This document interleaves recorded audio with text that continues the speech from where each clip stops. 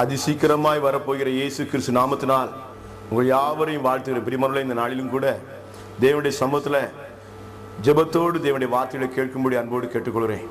Mark 8ஆம் அதிகாரம் 36-37 வாசிக்கலாம். மார்க்கு 8:36-37.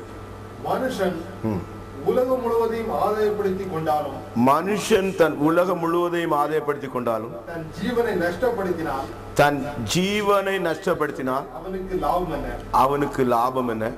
மனுஷன் தன் ஜீவனுக்கு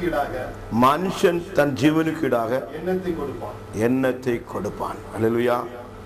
பிரியமானவர்களே, மனுஷன் உலகம் முழுவதையும் ஆதாயப்படுத்திக் கொண்டாலும் தன் ஆத்துமாவை நஷ்டப்படுத்தினால் அவனுக்கு லாபம் என்ன என்று கேட்கப்பட்டிருக்கு.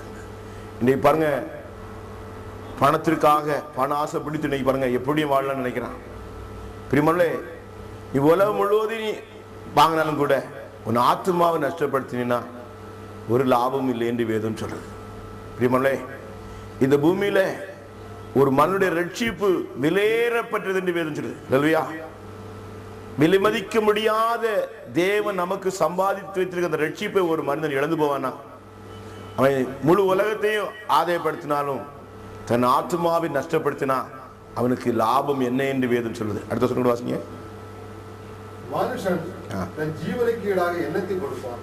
தன் ஜீவனுக்கு ஈடாக எண்ணத்தை கொடுப்பான். பிரியமானவர்களே, கிறிஸ்துவுக்குள்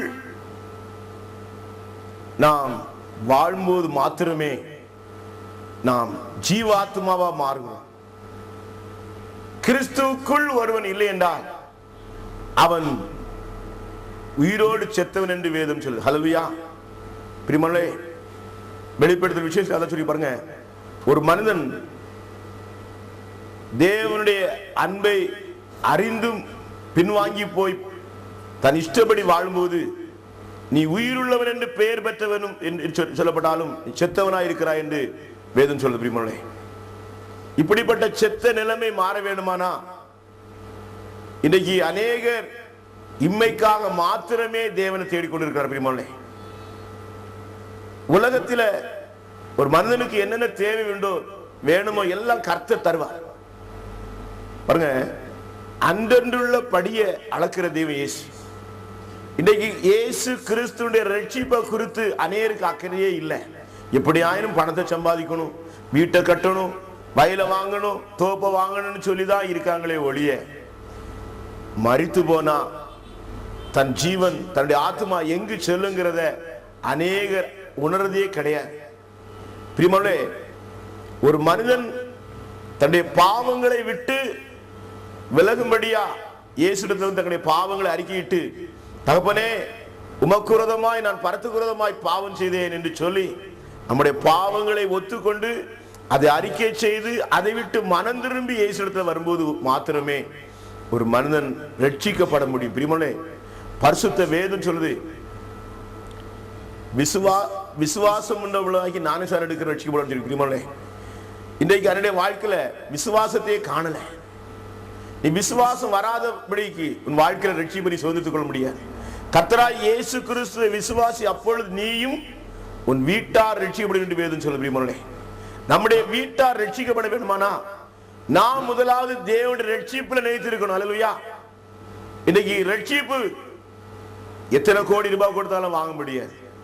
அது தேவன் ஒரு மனிதனுக்கு இலவசமாய் கொடுக்கிற கிஃப்ட். இந்த ரட்சிப்பை குறித்து இன்னைக்கு அநேகர் பிரியமானவர்களே அக்கறையற்றவர்களாய் காணப்படுகிறார்கள். நான் கிறிஸ்துவ பெற்றோருக்கு வளர்க்கப்பட்டவன் என்று சொல்லிக்கொள்ற ஒழிய தங்களுடைய வாழ்க்கையில இயேசு கிறிஸ்து கொடுக்கிற அந்த மீட்பாகிய விசுவாசத்தினால உண்டாகிற அந்த மீட்பாகிய ரட்சிப்பை இன்றைக்கு அநேகர் பெற்றுக்கொள்ளாதபடிக்கு உலக சிநேகத்தால் பாவத்துக்கு அடிமையாகி வீண் சிந்தைக்கு இடம் கொடுத்து தேவனை விட்டு தூரம் போய் தேவனுக்கு பகைஞருமாய் துரோகிகளுமாய், பிரியமானவர்களே, தேவனை நிந்திக்கிறவர்களுமாய், அவரை பார்த்து முறுமுறுக்கிறவர்களுமாய், அன்பில்லாதவர்களுமாய், நல்லொழுக்கமற்றவர்களாய் இந்த நாட்களில் அநேக மனிதர்கள் கிறிஸ்தவன் என்று பெயர் பெற்றும் கூட பிரியமல்ல துணிகரமாய் வாழுகிற மக்கள் உண்டு. ஏனென்றால் இந்த ரட்சிப்பை குறித்த அக்கறை அநேருக்கு இல்லை, கரிசனை இல்லை பிரியமல்ல. அதனால தாங்க சொல்லுக்கு மனுஷன் உலகம் முழுவதையும் ஆதாயப்படுத்தினாலும் கொண்டாலும் தன் ஜீவனை நஷ்டப்படுத்தினால் அவனுக்கு லாபம் என்ன? மனுஷன் தன் ஜீவனுக்கு ஈடாக எண்ணத்தை கொடுப்பான். மனுஷன் தன் ஜீவனுக்கு ஈடாக எண்ணத்தை கொடுப்பான். பிரியமல்ல, இயேசுவை விசுவாசிக்கிற ஒரு மனிதனுக்கு நித்திய ஜீவனை இலவசமாய் கொடுக்கிறார். இயேசு தேவனுடைய குமாரன். அவர் மரித்தோரிலிருந்து உயிர்த்தெழு பிதாவாகி தேவன் அவர் எழுப்பினார். அவர் இயேசு இன்றைக்கு உயிரோடு இருக்கிறார் என்று சொல்லி எந்த ஒரு மனுஷன் தன் உள்ளத்தில் விசுவாசித்து தன் பாவங்களை அறிக்கையிட்டு தேவனிடத்தில் வருகிறானோ, முற்றிலுமாய் பாவத்தை விட்டு மனம் திரும்பி வருகிறானோ, அவனுடைய வாழ்க்கையில தேவன் ரட்சிப்பை கட்டளையிடுகிறார். பிரியமானே, பரிசுத்த வேதம் சொல்லுது பிரியமானே, சங்கீதம் 119:81 வாசிங்க.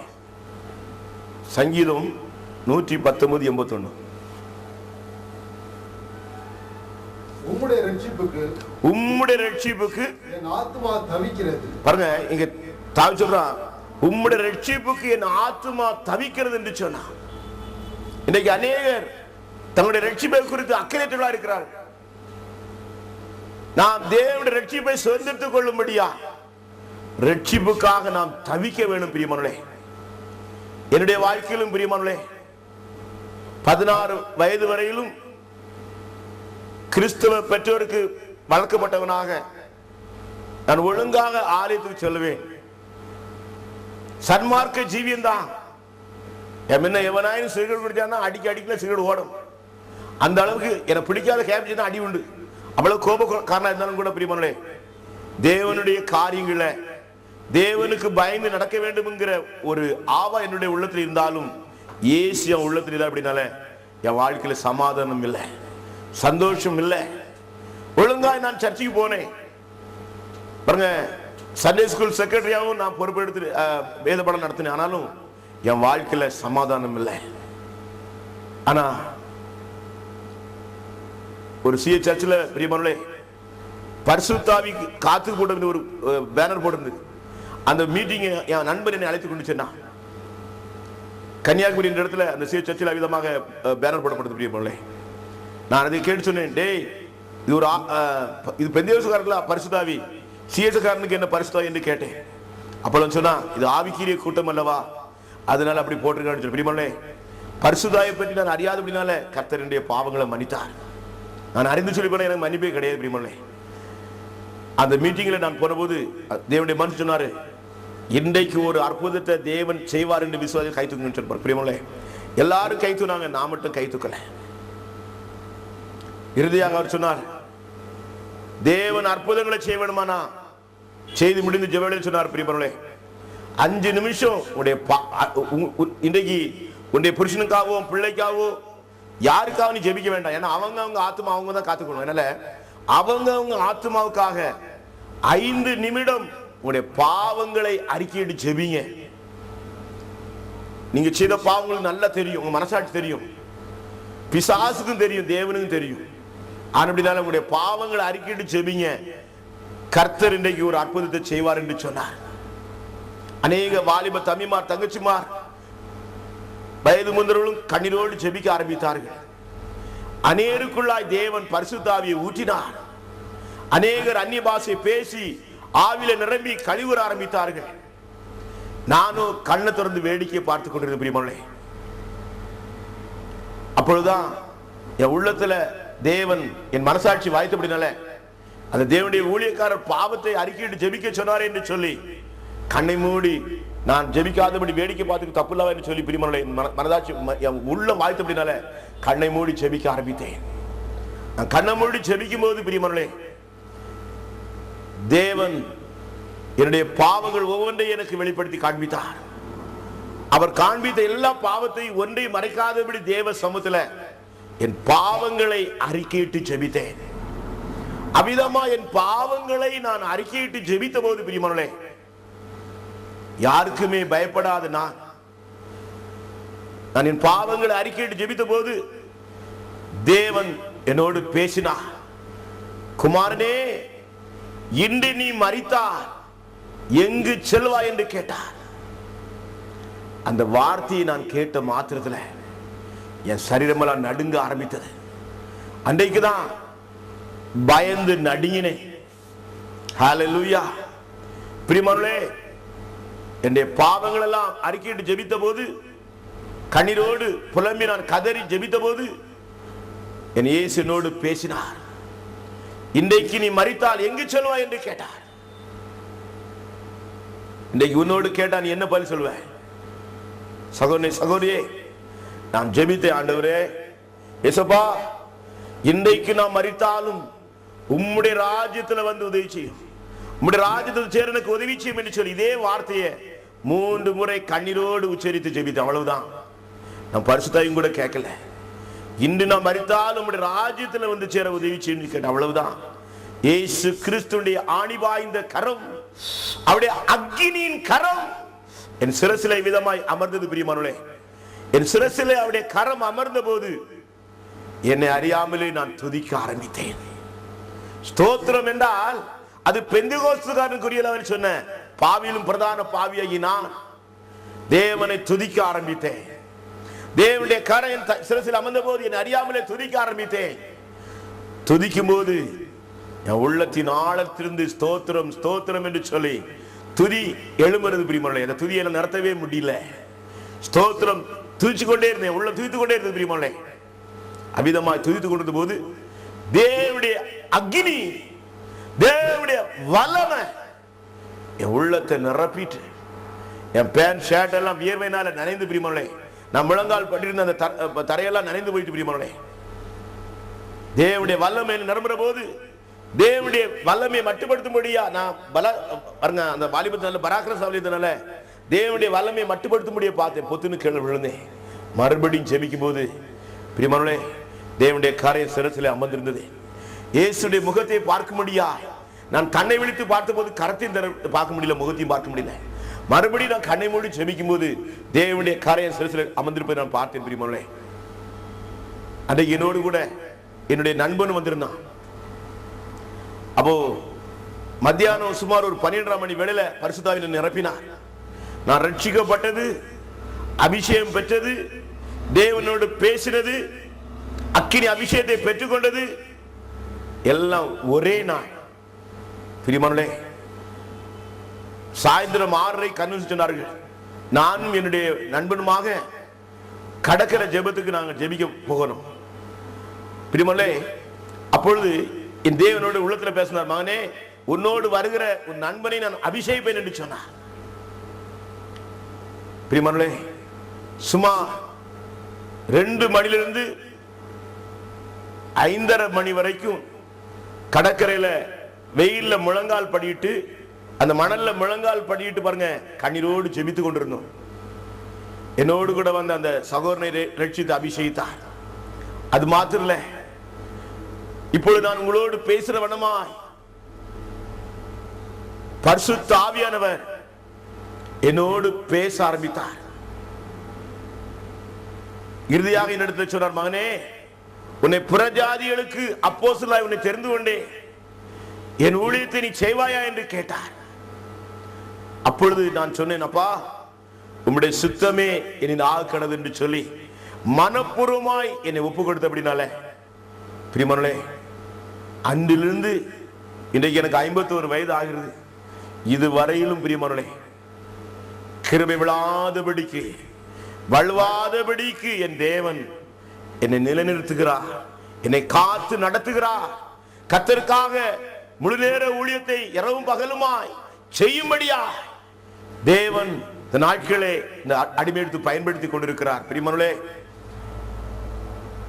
ஒரு மனிதனை ரட்சிப்புக்குள்ள கர்த்தர் கொண்டு நடத்த வேண்டுமானா அவன் முழுமையாய் தன் பாவத்தை உணர்ந்து அதற்காக மனஸ்தாபத்தோடு கண்ணீரோடு ஜெபிக்கும் போது மாத்திரமே அவன் கர்த்தருடைய ரட்சிப்பை பெற்றுக்கொள்ள முடியும். ஏதோ உதட்டளவில் இயேசுவின் பாவத்தை மன்னி என்று சொல்லிட்டு மிருகத்தை போல வாழ நிறுத்தியனா நீ ரட்சிக்கப்பட மாட்டேன். முழு மனஸ்தாபத்தோடு, அழுகையோடு, புலம்பலோடு பிரியமானே தேவ சமூகத்துல கண்ணீர் சிந்தி உன் பாவங்களுக்காய் மனஸ்தாபத்தோடு கதறுவாயனா தேவனுடைய பாவங்கள் எல்லாவற்றையும் உனக்கு மன்னித்து நித்திய ரட்சிப்பினால் உன்னை அலங்கரிப்பார். அப்பொழுது அபிஷேகத்தை நீ பெற்றுக்கொள்ள முடியும். பிரியமானே, நான் பரிசுத்தாவி அப்பாட்ட கேட்கவே இல்லை. இன்று நான் மரித்தாலும் உங்களுடைய ராஜ்யம் வந்து சேர எனக்கு உதவி செய்யும், அது எனக்கு போதும், வேற ஒண்ணு இந்த உலகத்தில் வேண்டான்னு கேட்டேன். தேவனை அபிஷேகித்தார். விதமா நீயும் தேவனுடைய ராஜ்யத்தை தேடுவியனா, தேவனுடைய ராஜ்யத்தை சொந்தத்துக் கொள்ளும்படி அப்பாவை நோக்கி பார்ப்பேனா, உன்னையும் தேவன் இன்றைக்கு அபிஷேகிக்க முடியும். அந்த ரட்சிப்பை சுதந்திரத்துக் கொள்ள முடியும். பிரியமானே, பரிசுத்த வேதம் சொல்லுது, சங்கீதம் 119 பிரியமானே 174 வாசிங்க.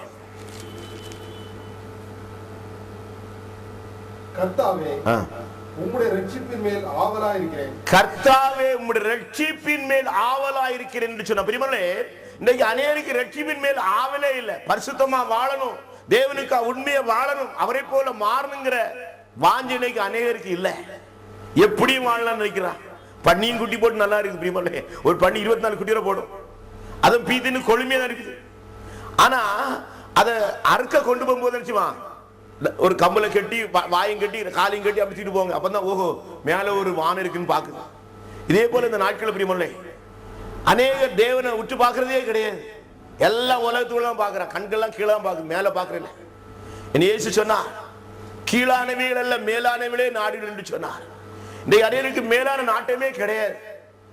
எல்லாம் பணம் பணம்னு சாகுறான். பண ஆசை எல்லா தீமைக்கும் வேறென்று வேதம் சொல்லுவீங்களே, அதை நாம் ஒழித்தாத்தான் நம்ம தப்ப முடியும். என் ஆத்துமா பிழைத்திருந்து கர்த்தாவே உம்முடைய ரட்சிப்புக்கு பிரியமானே ரட்சிப்பின் மேல் ஆவலாயிருக்கிறேன். நான் ரட்சிக்கப்படுங்கிற ஒரு ஆவல், ஒரு வாஞ்சை உனக்குள்ள வராம நீ பாவத்தை விட மாட்டேன். நான் தேவனுடைய பிள்ளைய மாறணுங்கிற ஒரு வாஞ்சை இல்லாம உன் பாவத்தை விட மாட்டேன்.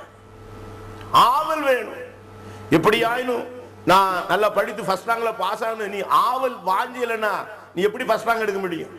இதே போலதான் நான் ரட்சிக்கப்பட வேணுமானா பாவத்தை விட்டு மனம் திரும்பி தேவனுக்கு வாழணுமேங்கிற ஒரு ஆவல் வாஞ்சி இல்லாம நீ பாவத்தை விட மாட்டாய். இந்த வேதம் சொல்லுது, கர்த்தாவுடைய ரட்சிப்பின் மேல் ஆவலா இருக்கிறேன்.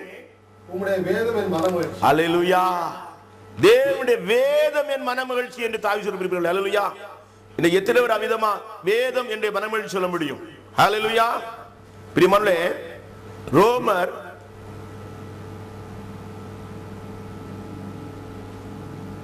10ஆம் அதிகாரம் 13 வாசிங்க. ஆதலால் கர்த்தருடைய நாமத்தை தொழுது கொள்கிற எவரும் ரட்சிக்கப்படுவார். பிரியமானே, கர்த்தருடைய நாமத்தை, இயேசு கிறிஸ்துவுடைய நாமத்தை தொழுது கொள்கிற எவனும் எவளும் ரட்சிக்கப்பட முடியும். பிரியமானே, எத்தனை பேர் தேவனை தொழுது கொள்ற? தேவனை தொழுது கொள்றவன் அவன் ஆவியோடும் உண்மையோடும் தொழுது கொள்ள வேண்டும் சொல்லியிருக்கு. பரிசுத்தாவி பெறாம நீ எப்படி ஆவியோடு உண்மையோடு தொழுது கொள்ள முடியும்? தேவனுடைய ஆவி இல்லாதவன் அவருடைய அல்ல என்று வேதம் சொல்லுது. கிறிஸ்துவின் ஆவி இல்லாதவன் செத்தவன் என்று வேதம் சொல்லுது. பிரியமானே, எபேசியர் 2ஆம் அதிகாரம் ஹல்லேலூயா 6-7 வாசிங்க. கிறிஸ்து இயேசுக்குள் அவர் நம்மிடத்தில் வைத்த தயவினாலே, இயேசு கிறிஸ்து நம்மேல் வைத்த தயவினாலே நம்முடைய கிருபையின் மகா மேன்மையான ஐஸ்வரியத்தை, கிருபையின் மகா மேன்மையான ஐஸ்வரியத்தை வருங்காலங்களில் விளங்கச் செய்வதற்காக கிறிஸ்து இயேசுக்குள் நம்ம அவரோடு கூட எழுப்பி உன்னதங்களிலே அவரோடு கூட உட்காரவும் செய்தார். இயேசுவோடு கூட உட்கார செய்தார். அல்லேலூயா. நீ அபிஷேகம் பெற்று தேவனுடைய பிள்ளையை மாறும்போது இயேசுவோடு கூட உட்கார செய்கிறார். அல்லேலூயா. உன்னதங்கள்ல பரலோகத்துல நம்ம அவரோடு கூட உட்காரனா தேவனுடைய ஆவி இல்லாம போக முடியும். பிரியமானே, எபேசியர் 1ஆம் அதிகாரம் 13 வாசிங்க. 13. நீங்களும் உங்கள் ரட்சிப்பின் சுவிசேஷமாகிய சத்திய வசனத்தை கேட்டு, நீங்களும் ரட்சிப்பின் சுவிசேஷமாகிய சத்திய வசனத்தை கேட்டு விசுவாசிகளான போது வாக்குத்தத்தம் பண்ணப்பட்ட பரிசுத்த ஆவியால் வாக்குத்தத்தம் பண்ணப்பட்ட பரிசுத்த ஆவியால் ஆ, அவருக்குள் முத்திரை போடப்பட்டீர்கள். பிரியமானவர்களே, விசுவாசி ஆகாதவனுக்கு விசுவாசியா ஒரு மனுஷன் இயேசு விசுவாசிக்கிற விசுவாசி ஆகாதவனுக்கு பரிசுத்தாய் கிடையாது. நல்ல விளங்கிக்க. நீ விசுவாசியா மாறினாத்தான் நீ அபிஷேகம் பெற முடியும், தேவனுடைய ஆவியை பெற முடியும். பாருங்க, தீமோத்தேயு எழுதின நிருபம் 2ஆம் அதிகாரம் பாருங்க, தீமோத்தேயு எழுதின நிருபம் 2ஆம் நிருபம் 1ஆம் அதிகாரம் 9-10 வாசிங்க. அவர் நம்முடைய கிரியையின்படி நம்மை ரட்சியாக்காமல் அவர் நம்முடைய கிரியின்படி நம்மை ரட்சியாமல் நம்முடைய தீர்மானத்தின்படியும். பிரியமானவர்களே, உன் கிரியினால ஒரு ரட்சிப்பும் கிடையாது. நீ என்ன கிரியை செய்தாலும் உன் கிரியெல்லாம் அழுக்கான கந்ததான், அது நீதி கிடையாது. ஒருவரையும் பாருங்க, கிரியினால் ரட்சியாமல் நம்முடைய தீர்மானத்தின்படியும் இயேசு கிறிஸ்துவின் தீர்மானத்தின்படியும் ஆதி காலம் முதல் கிறிஸ்து இயேசுக்குள் நமக்கு அருளப்பட்ட கிருபையின்படியும். பாத்தீங்களா, நமக்கு அருளப்பட்ட கிருபையின்படியும் நம்மை ரட்சித்து கிருபையினால விசுவாசத்தை கொண்டு ரட்சித்தார். பிரியமானவர்களே, பரிசுத்த அழைப்பினாலே அழைத்தார். ஹல்லேலூயா. நம்முடைய இரட்சகராகிய இயேசு கிறிஸ்து எப்படி அழைத்தாரா? நம்முடைய இரட்சகராகிய இயேசு கிறிஸ்து பிரசன்னமானதினாலே, இயேசு நமக்குள்ள பிரசன்னமானதினாலே கிருபை இப்பொழுது வெளிப்படுத்தப்பட்டது. அந்த கிருபை வெளிப்படுத்தப்படுதா? அவர் மரணத்தை பரிகரித்து ஜீவனையும் அழியாமையும் சுவிசேஷத்தினாலே வெளியரங்கமாக்கினார் என்று வேதம் சொல்லுது. ஹல்லேலூயா. அது மாத்திரம் பிரியமானவர்களே, பேதுருவின் பொதுவான முதல் நிருபம் 1ஆம் அதிகாரம் 9 வாசிங்க. உங்கள் விசுவாசத்தின் பலனாகிய ஆத்தும ரட்சிப்பை அடைகிறீர்கள். பிரியமானவர்களே, விசுவாசத்தின் பலன் தான் ரட்சிப்பு. எத்தனை பேர் இயேசு விசுவாசத்து வர்ற? இயேசு என் பாவத்துக்காக மரித்தார், அவர் தேவனுடைய குமாரன், அவர் 3ஆம் நாள் உயிர்த்தெழுந்தார். எத்தனை நீ விசுவாசிக்கிற? என் பாவத்தை அவர் சுமந்தார், என் வியாதி சுமந்தார், எல்லா பாடுகளையும் ஏற்றுக்கொண்டார். எத்தனை விசுவாசிக்கிற? அதாங்க வேதம் மிக தெளிவா சொல்லி பாருங்க, வாசிங்க. உங்கள் விசுவாசத்தின் பலனாகிய ஆத்தும ரட்சிப்பை அடைகிறீர்கள். ஆமென். விசுவாசத்தின் பலன் தான் ஆத்தும ரட்சிப்பு. உன்ட விசுவாசம் இல்லைன்னா அந்த ஆத்து ரட்சிப்பை இழந்து ரட்சிப்பை பெற முடியாது. ரட்சிக்கப்படனா பிரியமானவர்களே, இயேசு கிறிஸ்து மேல விசுவாசம் உள்ளவர் நீ மாறணும். அவரை பற்ற விசுவாசம் நீ பெற்றுக்கொள்ளும் போதுதான், நீ விசுவாசம் உள்ள மாறும்போதுதான் பிரியமானவர்களே, உங்கள் விசுவாசின் பலனாகிய ஆத்ம ரட்சிப்பை அடைந்திருக்கிறீர்கள் என்று வேதம் சொல்லுது. ஹல்லேலூயா. அதே அதிகாரம் 19 வாசிங்க. வாசிங்க. குற்றமில்லாத மாசற்ற ஆட்டுக்குட்டியாகிய கிறிஸ்துவின் விலையேறப்பட்ட இரத்தத்தினாலே மீட்கப்பட்டீர்கள் என்று அறிந்திருக்கிறீர்கள். ஹல்லேலூயா. மாசற்ற இரத்தமாகிய விலையேறப்பட்ட இரத்தமாகிய கிறிஸ்து இயேசுவின் இரத்தத்தினாலே மீட்கப்பட்டீர்கள. இயேசு கிறிஸ்து இரத்தம் தான் ரட்சிக்கும். அப்படி நாமத்தை பற்ற விசுவாசம் ரட்சிக்கும். விதமாய் ரட்சிப்பை சுதந்திரத்துக் கொள்ளும்படியா பிரியமானவர்களே, தேவ சமூகத்துல உன் பாவங்களை ஒன்றை மறைக்காதபடிக்கு அதை அறிக்கை செய்து விட்டுவிடு. வேதம் சொல்றது, தன் பாவங்களை மறைக்கிறவன் வாழ்வடைய மாட்டான், அவைகளை அறிக்கை செய்து விட்டு இறக்கம் வருவான் என்று சொல்லப்படுகிறவர்களே. அன்பினால தேவன் அணுகிற ஈவாகிய அந்த இலவசமான ரட்சிப்பை பெற்றுக்கொள்ளும்படியா மனஸ்தாபத்தோடு, கண்ணீரோடு, புலம்பலோடு, முழுதத்தோடு நாம் கர்த்தருடைய பாவத்தை விட்டு திரும்பி வர முடியுமோ? எப்பேற்பட்ட பாவியா இருந்தாலும் சரி, அவர் நோக்கி பார்ப்பேன். எனக்கு அற்புதத்தை காண்பேன். இயேசுடைய கல்வாரி சிலுவையை நோக்கி பார். சகோதரனே, சகோதரியே, அவருடைய கல்வாரி அன்பை நோக்கி பார். உனக்கா எத்தனை அந்தேன் அடைந்தார். அவர் இன்றைக்கும் ஜீவிக்கிறவரா இருக்கிறார். நாம் எல்லாரும் ஜெபிப்போம். முடியுமோனே, நல்ல பிதாவே, நன்றியோடு துதிக்கிறோம், ஸ்தோத்திரிக்கிறோம்ப்பா. உம்முடைய ரட்சிப்புக்காக நாங்கள் தவிக்கணையா, நாங்கள் காத்திருக்கணும் ஆண்டவரே. தகப்பனே, நீர் ஒருவரே வானத்திலும் பூமியிலும் சகல அதிகாரம் உள்ள தேவனப்பா. நீர் ஒருவரே பாவத்திலிருந்து, சாபத்திலிருந்து, வியாதியிலிருந்து எங்களை விடுதலாக்கி ரட்சிக்கிற தேவன் ஆண்டவரே.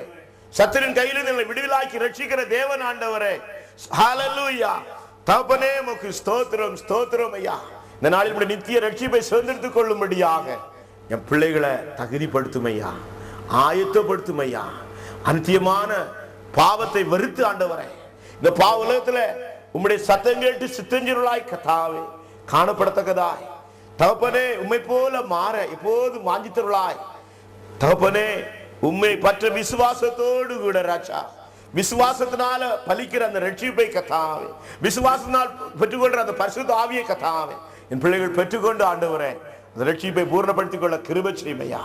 தகப்பனே தேவனுடைய ஆவியை பெற்றுக்கொள்ளத்தக்கதாய், பாவ சாப கட்டிலிருந்து ஒரு ரட்சிப்பை பெற்றுக்கொள்ளத்தக்கதாய் இந்த நாளில் என் பிள்ளைகளுக்கு அருளி செய்யுங்கப்பா. அடிமையின் பாவங்களை அறிக்கிட்டு ஜெபித்த போது அடிமையை கத்தாவே ஆணிப்பா இந்த கருத்து நீடி தொட்டு ரட்சித்த தெய்வம், அபிஷேகித்த தெய்வம், அப்படியே என் பிள்ளைகள் ஒவ்வொருவரும் இந்த செய்தியை கேட்கிற ஒவ்வொருவரையும் கத்தாவே அவருடைய பாவங்களை கிழக்கு மேற்கு வெள்ளத்தூரம் அவ்வளத்தூரம் அகற்றி போட்டு ஆண்டவரே அவர்களை ரட்சித்து ராஜா அவர்களை அபிஷேகிக்கும்படி செபிக்கிறேன். உடைய ராஜ்யத்துக்கு அவர்களையும் தகுதிப்படுத்தும்படி செபிக்கிறேன். உடைய கிருபை என் பிள்ளைகளை சூழ்ந்து கொள்ளட்டும் ஐயா. வியாதினால கண்ணீரோடு வேதனையோடு கடந்த ஒவ்வொரு பிள்ளைகளுக்காக செபிக்கிறேன். உடைய வாழ்க்கையில நீ இடைபடுவீரா, உடைய கண்ணீரியாவை துடைக்கும்படி செபிக்கிறேன். வருத்தப்பட்டு பாரம் சுமக்கிறே நீங்க எல்லாரும் இடத்துல வாருங்கள், நான் உங்களுக்கு இளைப்பார் தருவேன் என்று சொன்னேன். அப்படியே நித்திய இளைப்பார்களை என் பிள்ளைகளுக்கு அருளி செய்யும்படி செபிக்கிறேன். கிருபை தாங்கட்டும் ஐயா. இதனால் இந்த செய்தியை கேட்கிற ஒவ்வொருடைய உள்ளங்களை தொடுவீராக. உடைய வருகைக்கு ஒவ்வொருவரையும் ஆயத்தப்படுத்துறாச்சா. இன்று உடைய வருகை இருந்தாலும் உடைய வருகைக்கு ஒவ்வொருவரையும் ஆயத்தப்படுத்தும்படி செபிக்கிறேன். உடைய கண்ணீரியாவையும் துடைக்கும்படி செபிக்கிறேன். பாவ சாப கட்டிலிருந்து வியாதியின் கட்டிலிருந்து விடுவித்து என் பிள்ளை ரட்சிக்கும்படியாக செபிக்கிறேன். உடைய சமாதானத்தை கட்டளிடும் ஐயா. தகப்பனே நேசிக்கிற மக்களுக்கு மிகுந்த சமாதானம் ஐயா. உடைய சமாதானத்தை சந்தோஷம் பிள்ளைகளுக்கு அருளி செய்யும்படி செபிக்கிறேன். ஆசீர்வதி இயேசுவின் மூலம் கெஞ்சி கேட்கிறேன் ஜீவனுள்ள பரிசுத்த பிதாவே. ஆமென், ஆமென், ஆமென்.